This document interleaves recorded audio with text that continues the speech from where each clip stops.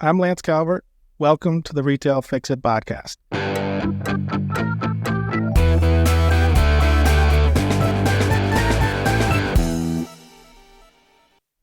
This is episode 3. Today, I have got a good topic. It's going to be interesting, it's going to be challenging, and it's going to move us forward, whether you're in national facility maintenance or whether you're a customer of Retail Fix It or a potential customer, or maybe you're a service provider looking to get into that space, or just a business person. There's a topic that's important for us all to face, talk about, and move forward with, and it's change. So in this industry specifically, retail facility management, we are a national facility maintenance management company. That means if you've got 5 stores or 500 stores in retail or in multi-facility commercial owners, it doesn't have to be retail. You can be a restaurateur or a medical chain or anything like that. That's the business that Retail Fix It is in. We do repairs in every single kind of trade for multi-location facility owners nationwide. We've been doing that for 24 years. We've learned a couple things. We're still learning things. We're learning from our customers' feedback especially, but we want to talk about change. In order for a national retailer or facility manager of any multi-location facility corporate owner to go from an in-house facilities team to adding a company like ours to their docket of how they manage repairs, they're looking down the gun barrel of like a lot of curiosity. They're wondering a lot of things. They're saying, how much is that going to cost? And they're saying, how can I sell that to my own team? So there's a bunch of fears and stuff that are appropriate fears. I'm not talking about unhealthy fears, but they're curiosities that my customers and potential customers have. So we're going to talk about that, but also my service providers. Change. They're curious and want these. They want us as a customer. They also are curious. They're curious about what's the invoicing procedures? How fast are we going to get paid? Are we going to have to do double work? But whether you're in our industry or just a businessman and just life in general, change is something we all resist, but it's required for growth. With customers, that's just a great segue if you think about it, because if I've got a 15-store customer, how many stores did they have or locations did they have before they were like, we need some outside help to centralize our maintenance? How can we keep doing this on our own? Are we growing our brand? Or are we just doing repairs on our stores now? And they've kind of become a repair company and they're like, wait, let's get back to our brand. Let's get back to selling cheeseburgers or selling this clothing line, or, let's get back to doing the dental work that we grew as a company, not repairing all these facilities that we're having to take care of now. So some people at 10 stores, they start to feel that pain and they want somebody, some help. They need help. Like, who can centralize this? We're hiring all these local people and they're sending us invoices in 35 different ways. They might be emailing them. Some people are standing at the cash register asking for payment. So they don't have anything organized and they get to the point where they need us, So, a lot of people need to be educated on this industry. That's what this podcast is about. But even the ones that know about this, they're like, are we big enough? Wherewithal to hire an outsourced national facility management company? And what does that look like? What does that come with? What's required of us? And so we're an accessible facility management company. With our customers, we understand those fears, those questions. They're legitimate.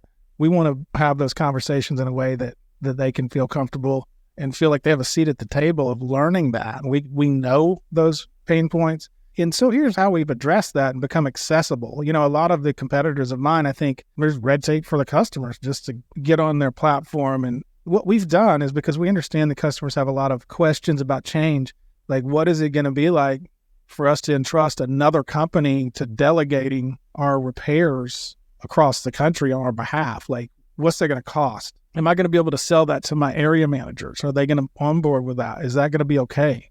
Is switching to a national facility maintenance company going to work for us, right? And so a lot of times our customers don't just go in without those curiosities, and some of them do. Some of them know, a little bit more about what it's like to work with a company like ours, but they don't know what it's like to work for our company. So how we've handled that is, first of all, we listen on the first call, and we know that cost is something that they want to hear about and talk about.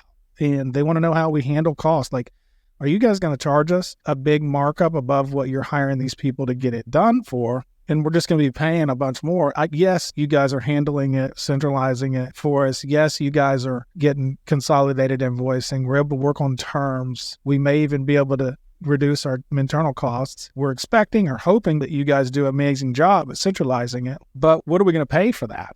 So that's always a question. It's a relevant one. It's a natural one. It's going to happen. And so really, this is a big one. These customers want to know, like, if we do this, is there a subscription fee? Is there an annual cost to it? And are we bound to a contract? Like, can we get in and get out? That's a big deal. So, back to the cost for a second, what we try to do for our customers is make sure that they know that we are there to control their cost. We're not just centralizing their maintenance. We want to control it. And to do that, we have to be very strategic. We've got to treat these vendors in a way that we understand. Honestly, it gives us leverage above other competitors because I was a tech in the field and I get it. I know what it's like to be them. I know exactly what they need to feel like. So these vendors, they want to hear from somebody when they have a call about accounting. They want to hear from somebody when they have an issue. They want as much of our work in their region as they can get so we can get leverage costs to our customers, right? Because the more work we're giving the service provider and treating them right and paying them on time. You can give somebody a lot of work, but are you making life easy for them?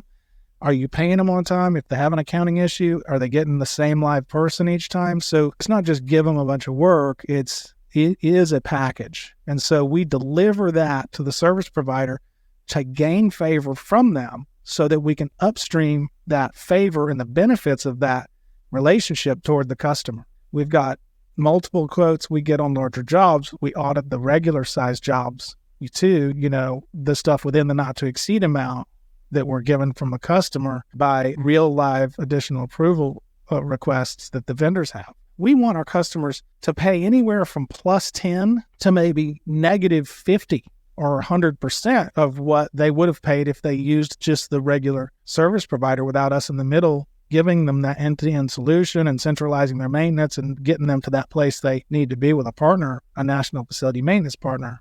When a vendor calls for additional approval to us and we're representing our customer, we have facilitated systems in place that our account managers are using to audit real time what that vendor's requesting for approval. We know and are verifying. It's like a trust but confirm thing. Build relationships with the vendors and we treat them right. I tell my team, look, if you're not challenging the vendor on cost, they're certainly not. We're representing the customer. So we're the only one in the party who's got a voice for the customer. And I'll tell them this. I'll say, look, it's the vendor's job to try to make money.